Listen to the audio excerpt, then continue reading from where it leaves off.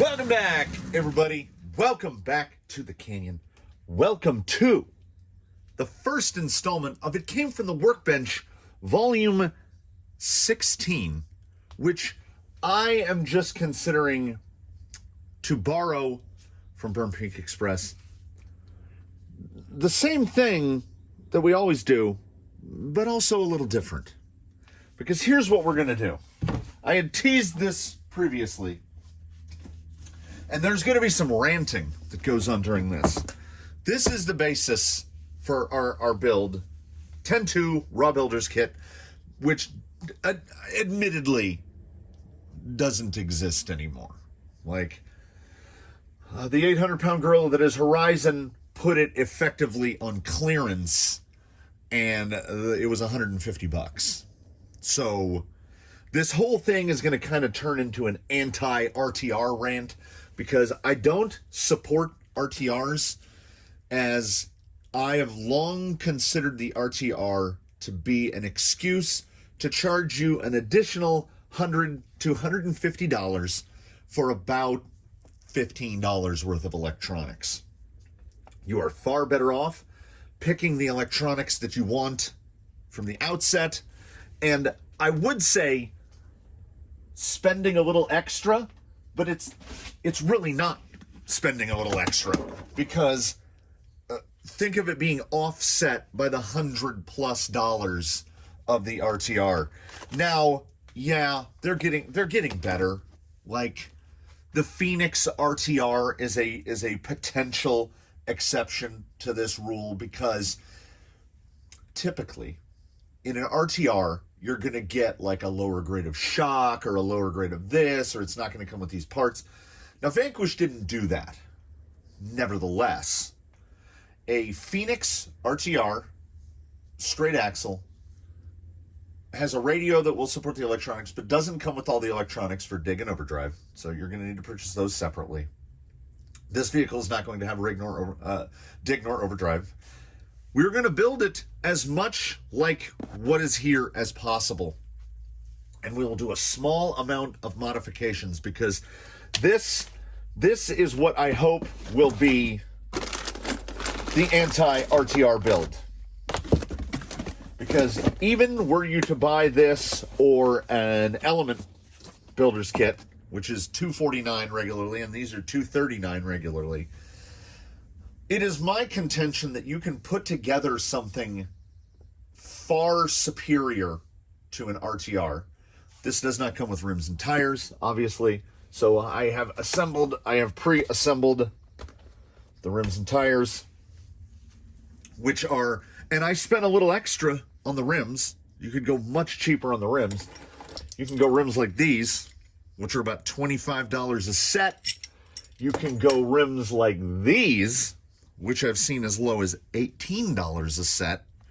But because I wanted a bigger offset, I went with these Injora deep offset wheels, which are about $35 a set. Then we're looking at Canyon Trails, which from Jenny's RC, under $20 a set. And these are fitted with double buns, which will cost you about $20 a set.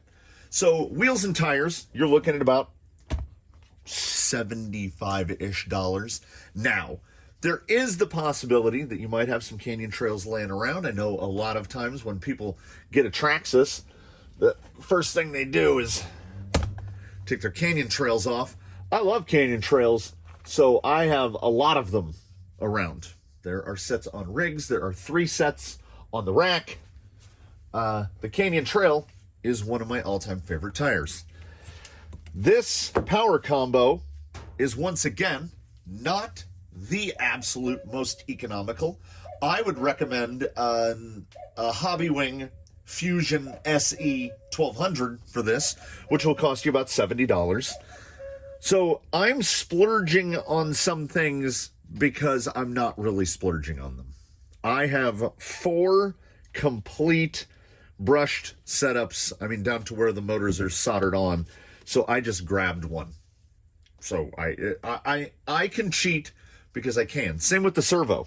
Like, nothing here. These used to be the wheels that were on Ms. Direction before she went to 2.2s. So Nothing here was bought at all. Something was bought because one rig, one radio. Now, obviously, if you already have a radio, you can just buy a receiver and then you're outfitting for $15 instead of 65.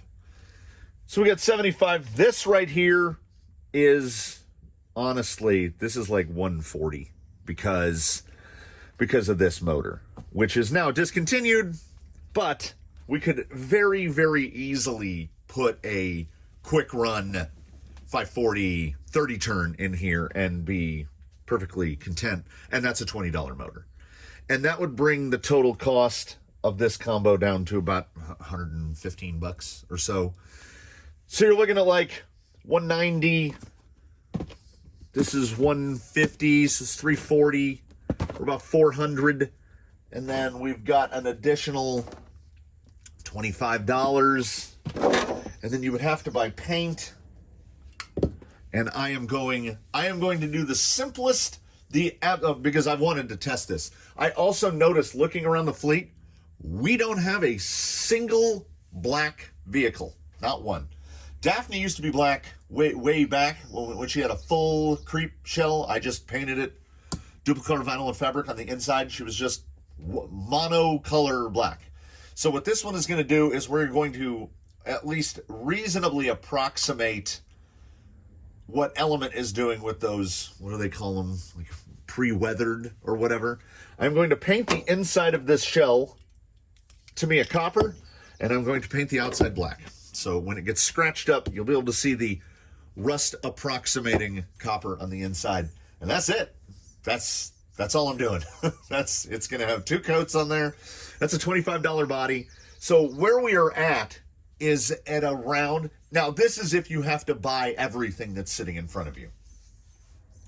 We are at or around the cost of like any RTR out there. A base camp was what, $389? What you see in front of you, which let's frame it. There you go. What you see in front of you is about, let's call it $440. But you don't have to replace anything. So that is my goal. To build this, to get this all assembled, to get this RTR with exactly what is in front of you. And then we will more than likely make some little tweaks and changes. The first of which will be adding these, because I think front weight is very important. And then hidden here in the box, the goal is to put a cantilever set on the rear. But I am almost certainly, there's a 99.9% chance I am not going to use the shocks that came with the cantilever, or, where are they? Oh my goodness. Goodness gracious, glory be. The shocks that come with this, I am no great fan of axial shocks. How about a pencil-sized plastic body? You know, the shafts look nice. But how about a pencil-sized plastic shock for everybody? I don't like the looks of these at all. And I know they're probably going to leak because axial shocks have a tendency to leak. So they will be replaced with what is in this bin, which is takeoffs, which is another thing that I can do. But we're not going to do that immediately. That will be in the mess about phase. So what my intention to do, I would like to punch this out.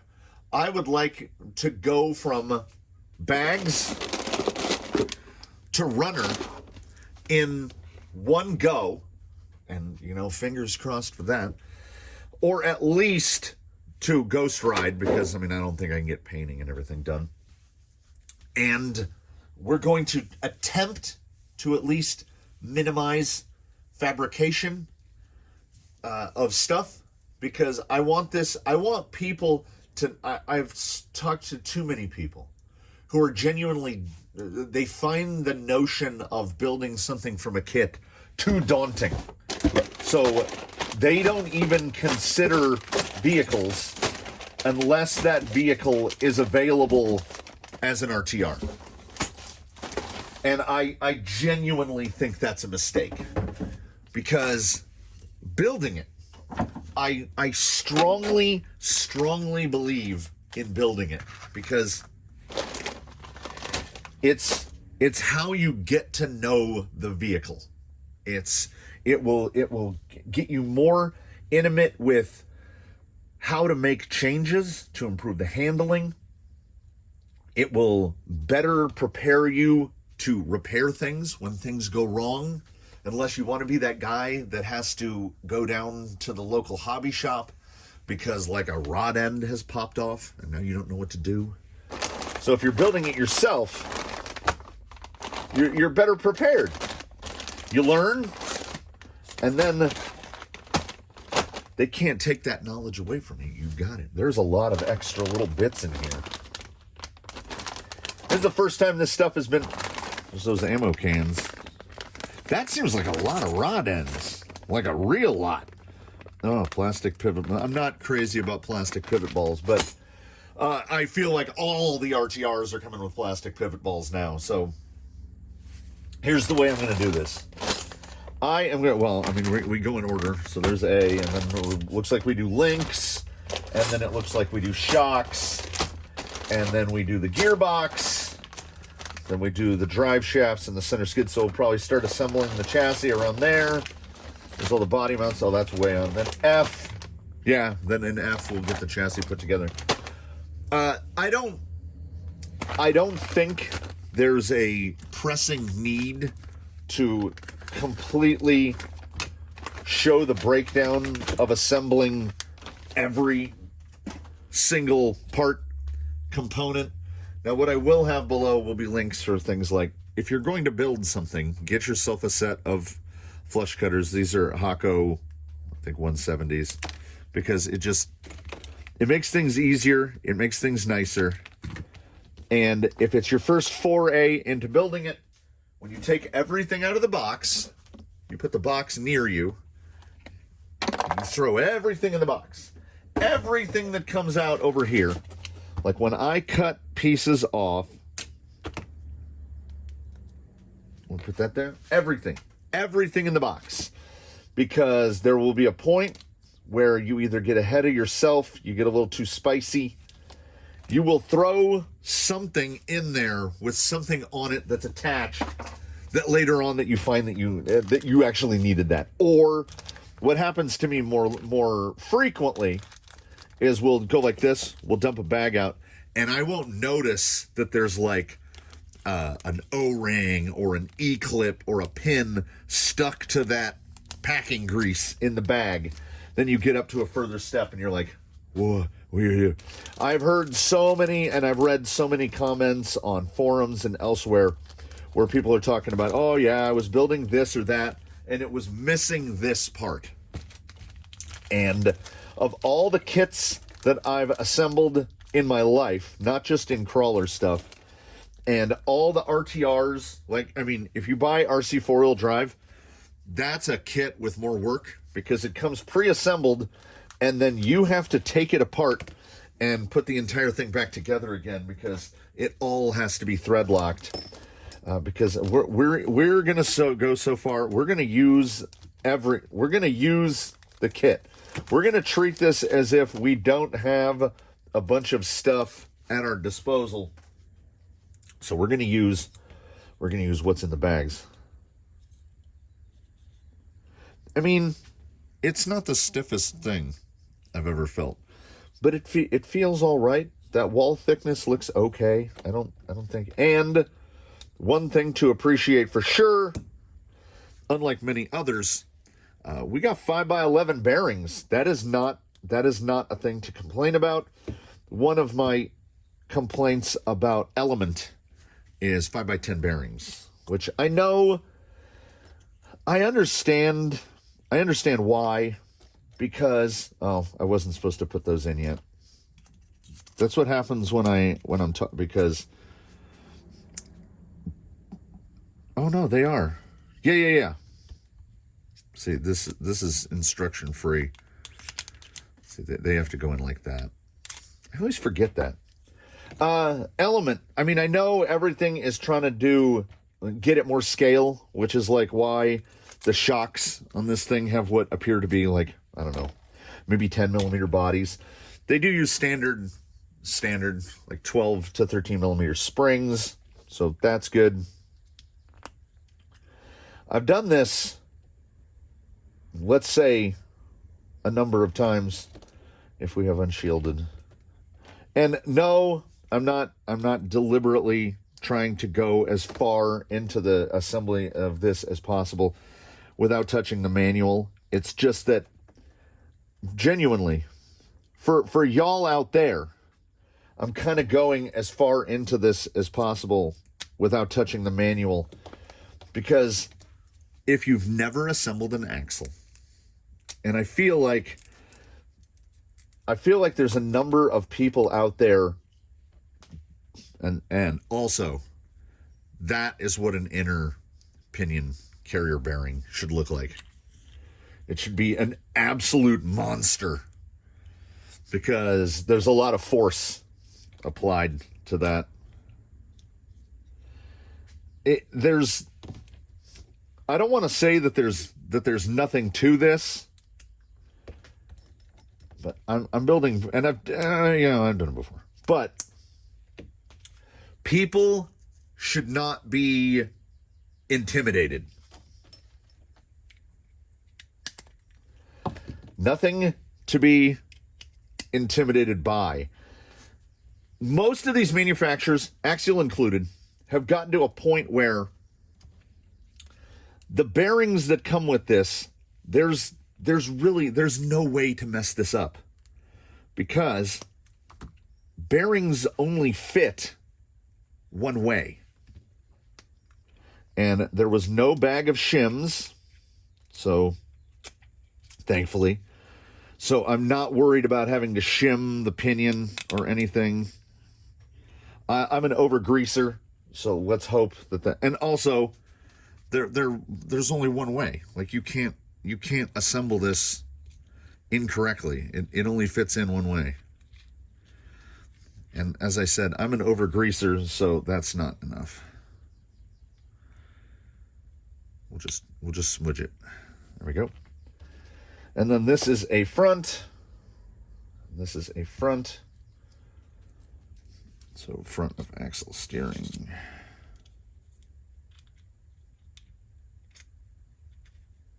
And I mean, I put the wrong knuckle in. We're most of the way to 2-built axles. And my brain, like, once I learned that, what did they used to call it? Back in the olden times, they would call it multitasking. And multitasking is a misnomer. We can't actually do that. What we have is the ability to task switch, to switch your brain from doing one thing to doing another thing. So I am trying to, and forgive me if this sounds like a weird thing for a human to say with their mouth parts, but I am trying to think, right? I'm trying to think. We don't script here. I'm trying to think of what comes next. I'm trying to remember what step in the build process of this comes next. So I'm trying to build and talk and not forget things. So odds are mostly I'm going to forget things. Slap some kingpins in. I did manage to stick my fingers straight into there. Hider over there. The AR-44 is particularly easy to build, particularly this type of axle that comes with the raw builder's kit, which does not have removable C-hubs. They're integrated C-hubs, one-piece axles, which ordinarily, yes, I have expressed in the past that I am not a huge fan of the integrated C-hub, but at the same time, I think the long and the short of it is, I'm not a fan of integrated C-hubs for portals, and I say that fully acknowledging that the Phoenix is one of my favorite platforms and one of my favorite axles. and that axle has integrated C-hubs. So it's certainly not the end of the world. That's not bad. That's actually, for an AR-44, that's actually pretty smooth. They get good steering angle on them as well. So I'm not going to discount something out of hand just because the axle has integrated C-hubs, and the AR-44 is, I don't know, what's an appropriate analogy to the 1-1 world. It's the Chevy 350. It's everywhere. Like you can build, if you're, I know that there are people out there that are determinedly anti-Traxxas. If you were determinedly anti-axial, you can build a set of AR-44s and never touch an axial part easily. And I don't mean in just doing it with Amazon junk. Like, you get some SSD Pro 44s, put some Vanquish gears in it, put universals or axles from whomever you want, and you can build yourself a really nice axle. And as I am a devoted proponent of plastic axles, there are 2 alloy axles in the entire fleet, and neither of them were there by choice. Not because of, not specifically because I didn't want to spend the money, but in one case I could not obtain a Capra axle. There was some sort of global shortage on Capra front axles, and I had a broken axle housing. So I purchased a Amazon Pop Metal axle housing, and here we are some many months later, probably over a year, and that Pop Metal housing won't break. So it remains in service to this very day. Oh, I didn't spread the grease around.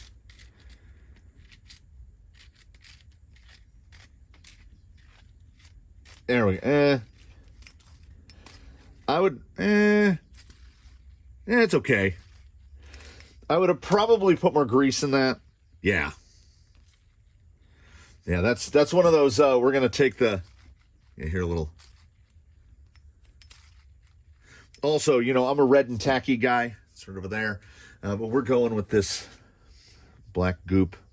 I'm hoping the black goop implies that there's some moly in it. So that's about how hard it is to build a pair of axles. We still have the manual sealed in the plastic bag. Not a flex, just a general statement of fact.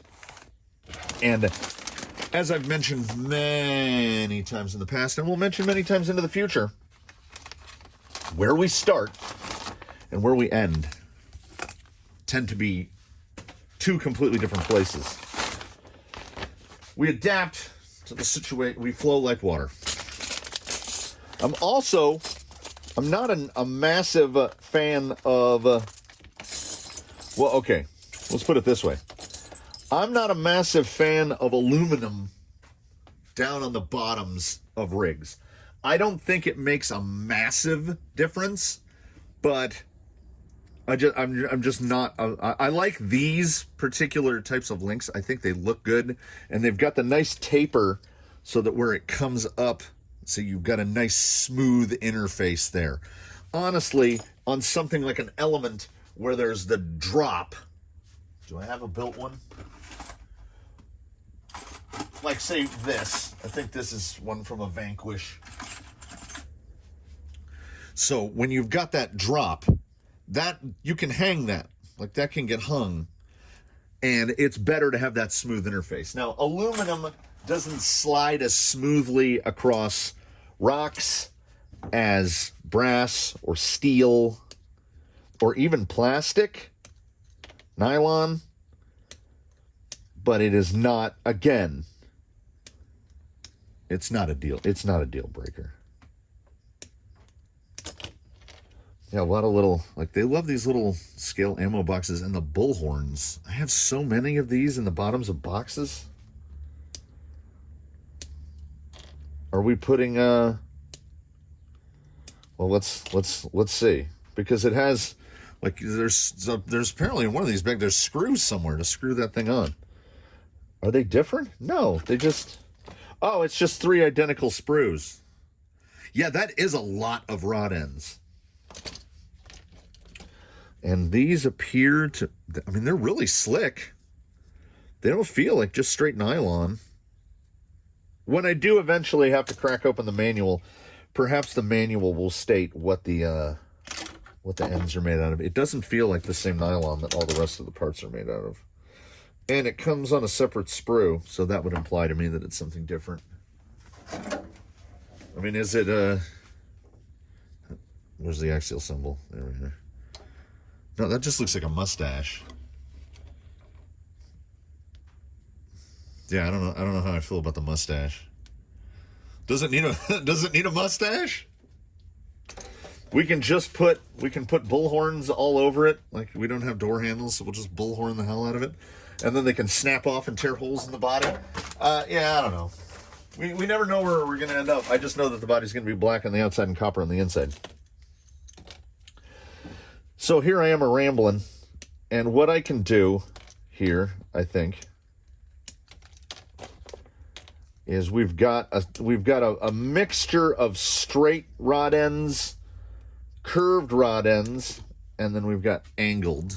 So that's angled, that's curved, and then we've got straight.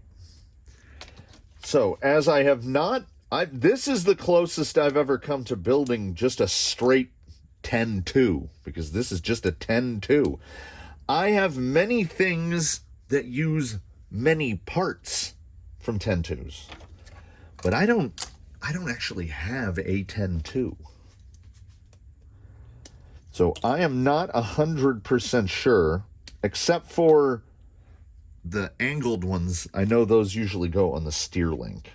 So if there's on the tie rod, so if there's one link that is significantly longer than the rest, oh, but we must open the manual, because there's something important that I need to point out to folks, which is 1-1 diagrams are very important. We want 1-1 diagrams. Otherwise, it's guesswork, and a lot of companies do not. I will give it to Horizon. They do make a nice manual. We got the breakdown of all the bits. Here's what you're probably going to need.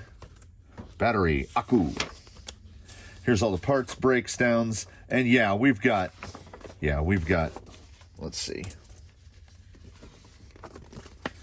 Yep, that's what we want right there. It's genuinely very important, because there will be instances. I don't know if there will be instances here. Yeah, I mean, that's far enough, but at the same time probably also close enough that you could assemble that incorrectly. I have seen instances, I was just going to say, where the rear uppers and the rear lowers are very close together. So it's nice to have scale. These are, of course, assembled. We understand why other manufacturers have gone to, like the link that I illustrated earlier, where it's just a solid metal rod, something like this, threaded at both ends, because that is cheaper to manufacture and cheaper to distribute than what we have here, which is you've got to use big old set screws, and we will blast one into an end here,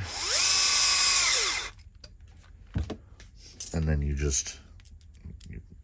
thread them in like this. So this is one of those instances where you know how I am. I'm power everything. It's power drill for everything. If you've got to put these in with if you've got to do this, you're going to hate everything. like because you got to put in a lot of these. We're usually talking about 15 links, 16. I always forget about steering drag link. So we're usually building 16 links, 2 ends. You have to put in 32 set screws. I don't want to do that manually. I want to do that like this. So what I want to do right now is I want to sit down. I want to turn music on. I want to assemble these links because link building is a mindless job, particularly if you have scale, like to scale, 1-to-1. That's what we need. Build 1 steering link, build 2. These would be front lowers. Build 2 of those. Bish Bosh, 7.5 by 56.5. I mean, there's nothing to it. And then you flip to the next page and it'll be just the same stuff. And important, I would echo this. No direction of link ends. Double straights. See, this is the stuff I do need the manual for, because my inclination would be to throw angled or bent rod ends on everything. And in a lot of cases, you don't need it, because axials have quite a bit of angle on them compared to, say, an element, which has about half that amount of angle. Yeah, I would say half. I'm going to assemble these links. I'm going to think of more things. I'm going to think of more words to say, and then we'll get back together in what to you feels like just a few seconds.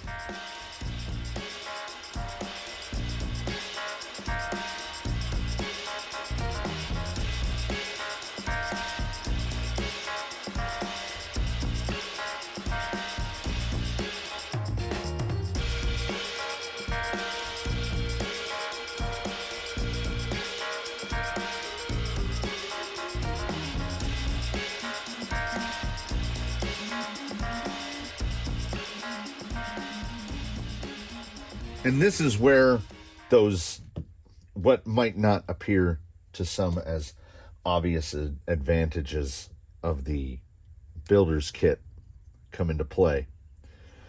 Because they give you the parts to build all 3 well, I say all 3, but they give you the opportunity to build 3 wheelbase options.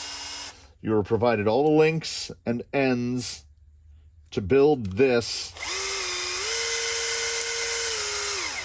in 12.3, 12-inch, or 11.4-inch wheelbases. That's why I was like, feels like too many links. So there's more links, there's more pivot ball. I mean, look at the amount of ends not used. So this is like buying something and getting spare parts at the same time. And there's nothing wrong with that at all. Luckily, the front lowers are, okay. I have this it's very lightly OCD thing where I want there's always a flange on the ball. I want the, like right here, I have the flanges facing in. I don't know if that's how they want it, but I don't care. Once I have flanges facing in, it's flanges facing in. I will say that on these plastic pivot balls, the interface between, at least now, I mean, they're brand new. The interface between the ball and the rod end is very good. There's not a lot of, there's almost no play in there. They snap in nice and rewarding like. When you start getting into other ends, non-factory ends, there's going to be fitment, because these, like I have, if you've not witnessed it, so 5.7 by 6, 6.57, 7.5, 5.8, 5.7, 5.6, 5.9, 5.9, 6.0, 6.75. Like how the cycling industry refuses to acknowledge that there should be any kind of a standard when it comes to bottom brackets, that is how the RC industry feels about hollow balls. We're just gonna make them up. And I don't just mean the size of the ball, the diameter of the ball. You've got the height of the ball. It's just on and on and on. So if you get into the tinkering of it, get yourself a caliper, a digital or a dial caliper, because you're just see, I did that thing. Yeah, I did that thing. I just grabbed two links that matched, and I put the steer link. Let's see, I can only task switch to such a degree. We were really going to be skid forward on that one. I mean, if it's got a 71 millimeter upper, an 80 lower seems a lot more likely than a 56 or 56 and a half or whatever they said it was. And again, I was paying attention so much to getting all the hollow balls. Oh, and it mentions many times in the manual, do not over tighten. And if you're using plastic pivot balls, that is particularly correct advice. Do not over tighten, because you will crush them. And then sometimes they don't want to come back out of whatever they're in. And much like how we're supposed to use nylocks but don't, plastic balls are kind of a single-use thing. Like, they've been assembled. I'm surprised they don't have a bendy one on this, but they don't have a bendy one on this. You would think that I guess that's a decent amount of trouble. Front end geometry is a troublesome situation. I've lost the 20. There it is. Because it's genuinely easy to mess up, and we've already started off on the right foot, I would say, because we have a drag link and a panhard that are, I mean, they're not just the same length, they're the same link. And it doesn't look like, now see, I'm checking things like, so this, there are no travel stops on the integrated C-hub, right? Usually there'll be like a little diamond or a little tab that sticks out here.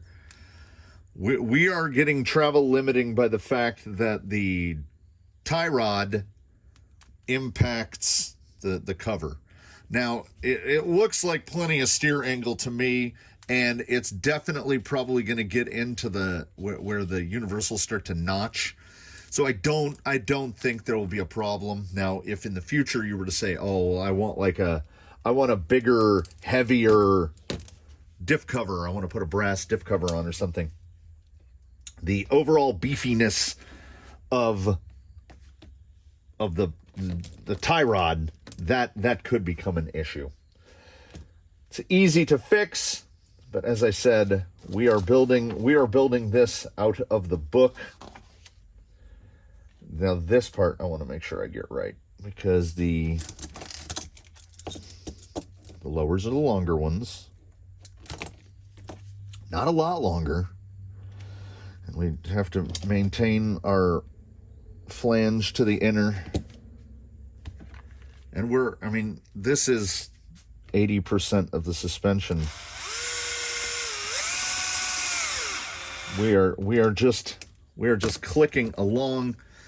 I would say, if it's your first time, give yourself, there's nothing saying that you have to get obsessive and or compulsive and just try to pound this thing out.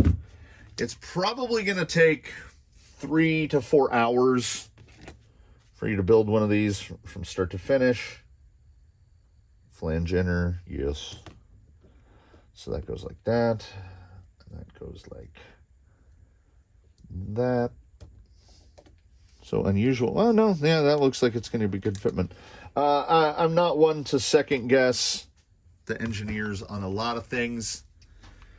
If they have an angled end on one and a straight on the other, there's a reason. And we have front and rear complete axles.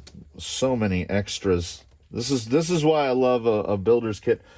Though, we got to use these to put the shocks for the tops and bottoms of the shocks. So we actually only have about 4 or 5 extras.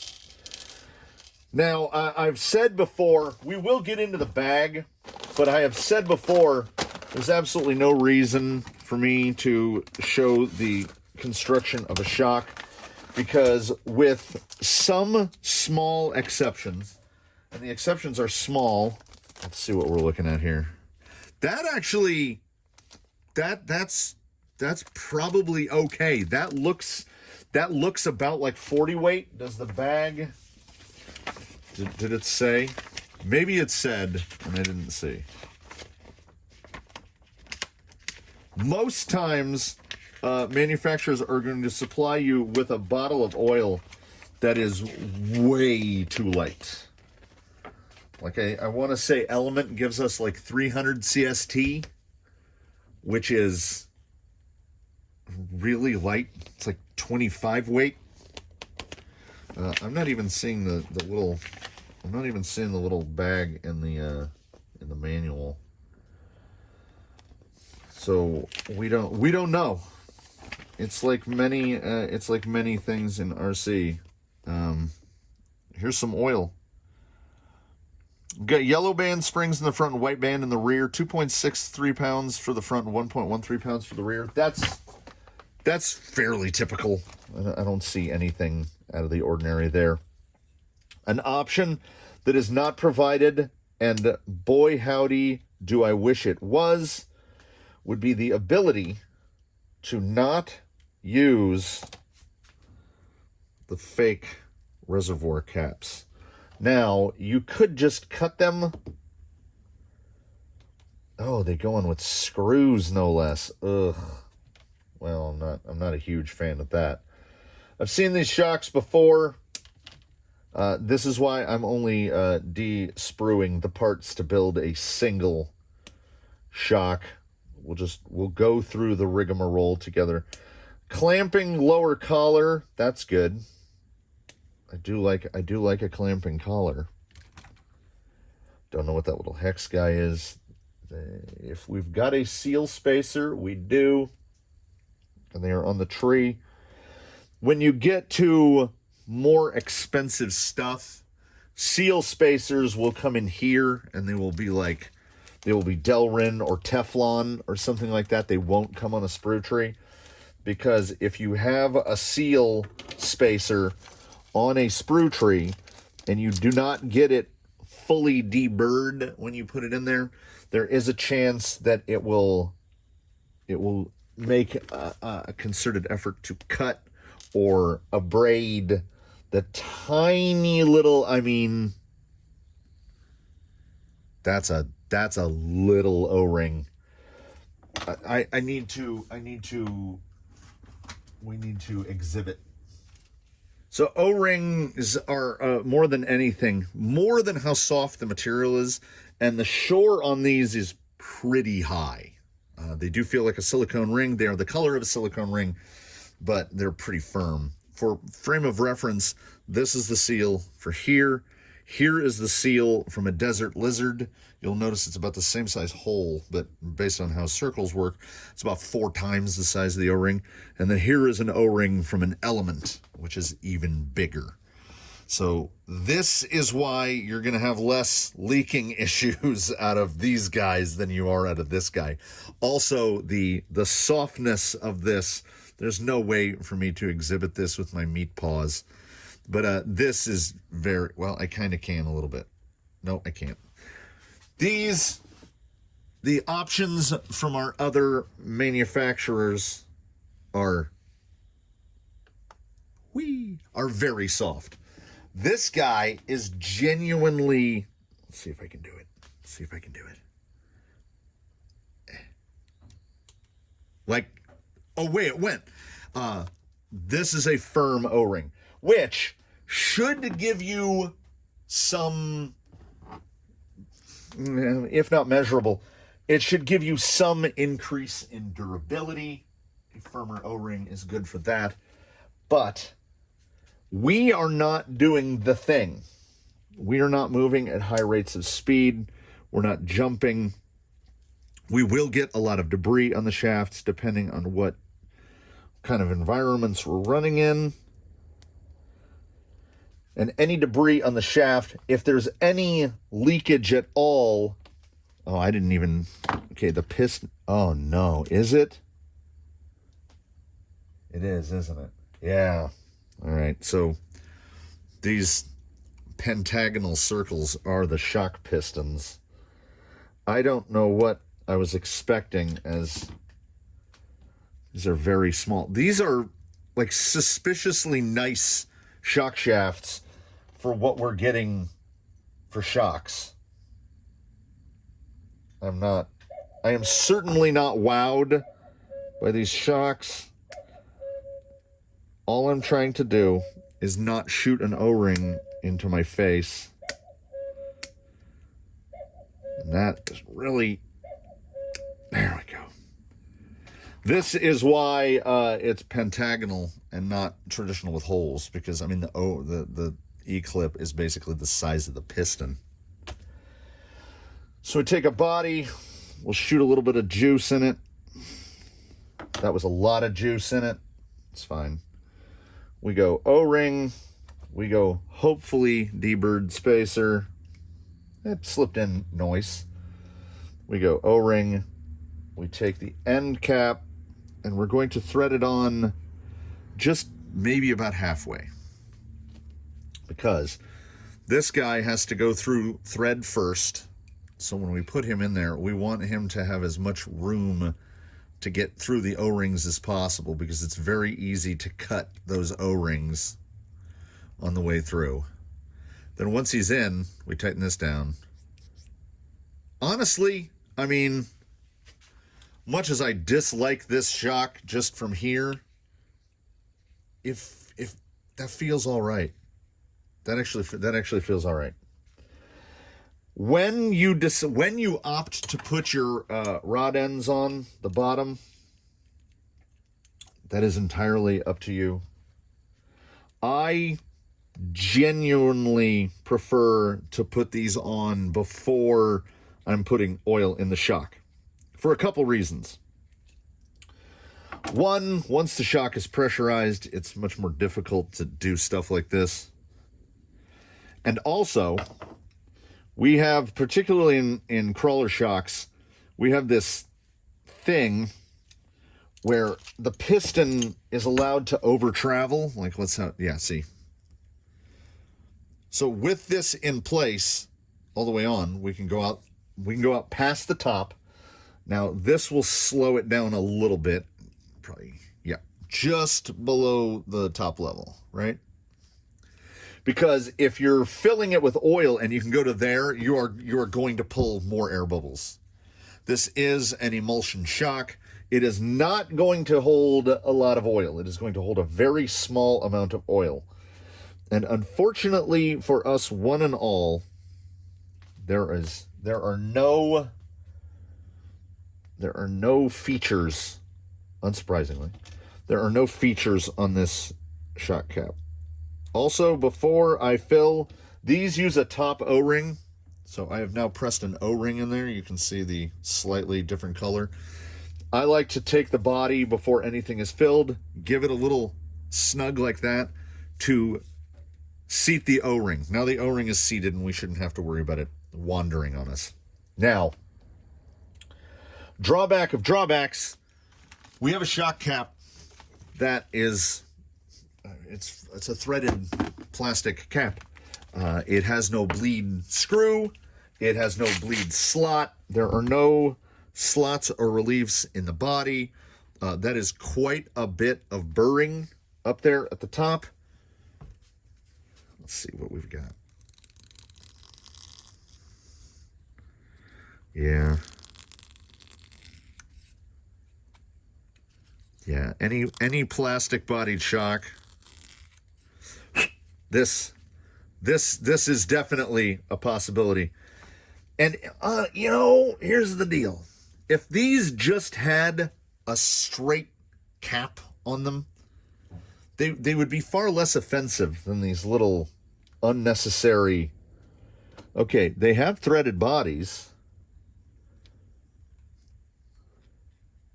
Where are the... There they are. Sneaky. Yeah, there's no chance of any part that I currently have fitting these shock bodies. That's you know, I remember the incisions that came on the Phoenix when they first came out, and you could basically not thread these down. Axial has probably had these molds for a long time. Those, everything feels all right. These shocks are still going to leak. I mean, these shocks leak because you've got a look how tiny, you have a tiny little hard O-ring, which is not a recipe for success. I have no problem filling these with the included oil because I don't want these shocks to be on the vehicle very long. I go to about halfway up, and then we'll fill, and then we'll give it a little pull, and a big air bubble will come up. Boop. And then we fill, and then we pull, and then a big air bubble will come up. Boop. And then we can fill to the top, right to about the top. We want a little meniscus on it, and I think I'm just below. Oh, I'm quite a bit below. Want to get to right here, because with the way these caps are, this is a system of where we're going to have to assemble and disassemble a number of times. Now I will try, we will thread the body, we will thread the cap on just like a thread, and then we will try to, is it going to squooge? And then while the shock is collapsed, yeah, it's over full because, see, we've just built a bunch of pack into it. So generally with this, and like, we pushed a bunch of oil out, so like we're way down there. It's impossible to tell with this type of shock. See, now I'm building an air bubble into it, and it's with no bleeder. It's impossible to tell how much oil we need. What do they say? Oh, it says 30 weight right there. There we go. So I was wrong. Make sure O-ring is fully seated. Move the shaft up and down to remove air bubbles. Wipe off excess with a rack. Just screw the cap on, they say. Just screw the cap on. But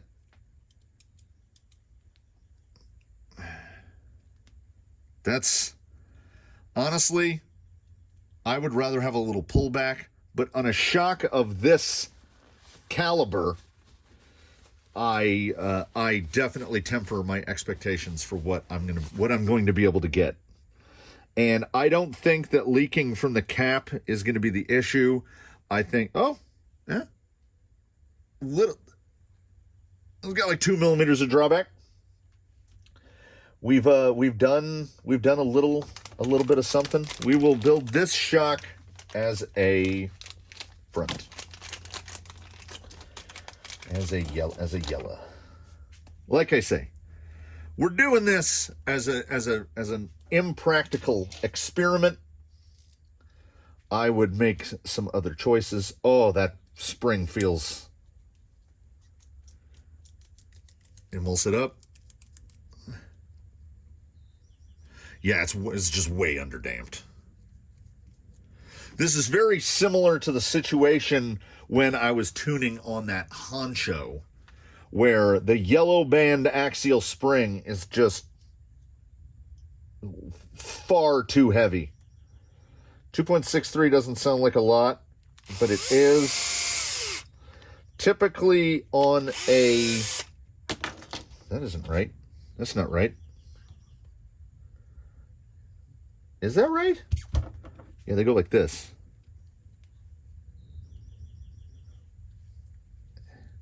On the honcho, no combination of spring.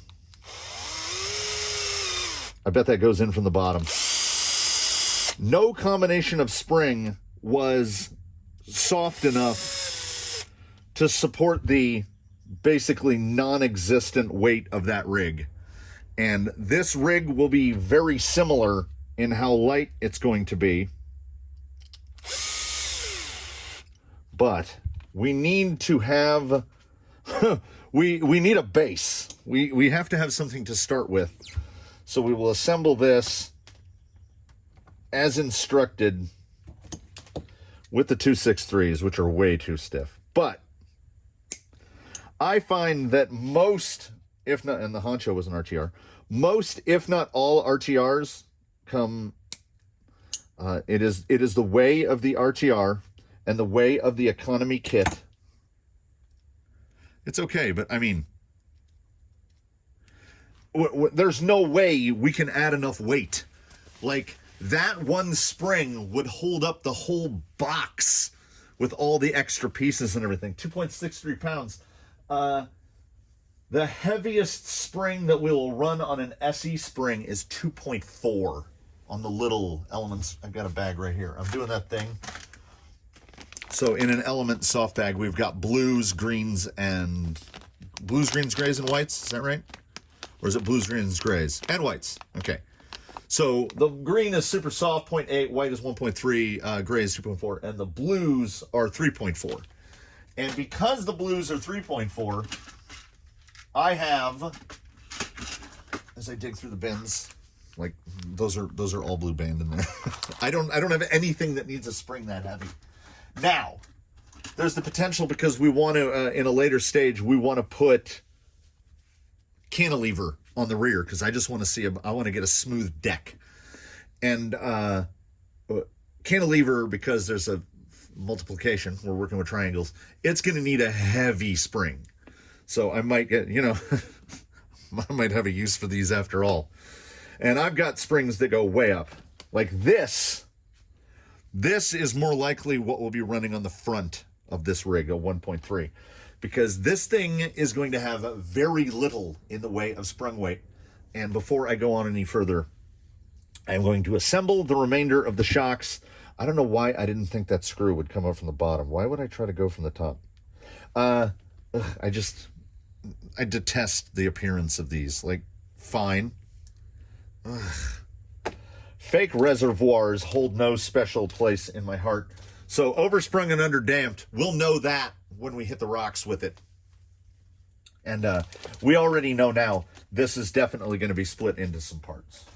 Like, because I am talking a blue streak, which is a thing that I do.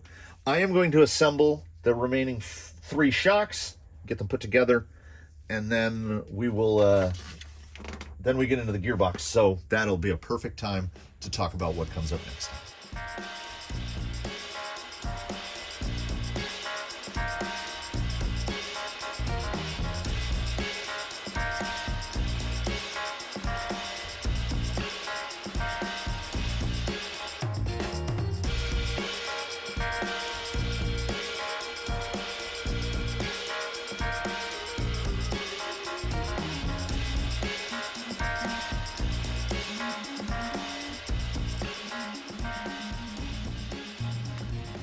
I think I may have accidentally stumbled into the best way to fill these plastic-bodied fellas by the time I got to the 4th one. And even with the white spring on it, it feels really underdamped. But anyway, if you're using a correct oil weight, I slowly cycle the piston up to the top, and it will push a bunch of oil out. And then when the piston is fully, like, out, so there'll probably be a little air under that, but a minimal amount, I just thread the cap on. Get it nice and tight, and it feels okay. Like you can hear that. That's too much. There's too much air in there. But I don't expect earth-shattering performance from these shocks, particularly as built. Like the fronts are oversprung and underdamped, and the rears are probably correctly sprung. And although certainly underdamped, I mean, like even the oil bottle is very Horizon. They definitely give you extra oil because these shocks don't hold anything. So there we mostly have it. We are through the first couple bags. What did we get through? Bag C. We got through 3 bags. And while I futz with putting these pillow balls in, let me say this. Thank you for coming aboard for this one, everybody. Like I said, what I like to do is bite off more than I can chew and make hopeful wishes. So I wouldn't want that like that. For what we're going to get done in a particular episode, and then I just start rambling. So in the next one, let's try to be a little more reasoned and balanced. In the next installment, this having been installment 1, I think what we can expect in installment 2 will be, well, we should be able to at least get the chassis together. I'll go that far. And I'm not worried. Oh, I'm so good. And it smells weird. I think it's the blend of using way too much of the O-ring sauce and then the silicone oil itself. It smells very strange. So we're already, I mean, we killed 19 pages. We didn't read most any of it. We killed 19 pages. So we have to put the gearbox together. I'll take you along for the build of a typical 3-gear gearbox. There's not a lot to it. I mean, if you've built a gearbox, you've built a gearbox. I could cheat and be really super lazy. There's the diff. There's an already assembled diff. But we'll go, we'll go. And we'll get the motor mounted on there, and then we'll assemble the drive shafts. Yes, we'll do that. And then here's where we get to a part that's truly unfortunate, and we're gonna have to do it anyway, which is the servo mount is this massive battery tray, and it will be outfitted with one of these. And if we can see where it is in the box, you know what? We're gonna break the rules. We're gonna cut open bag F just so we can get a. We're gonna cut open bag F1 just so we can show why some parts of designs are outdated. Big old battery straps in there. So what might actually happen is they have a screw to reinforce it.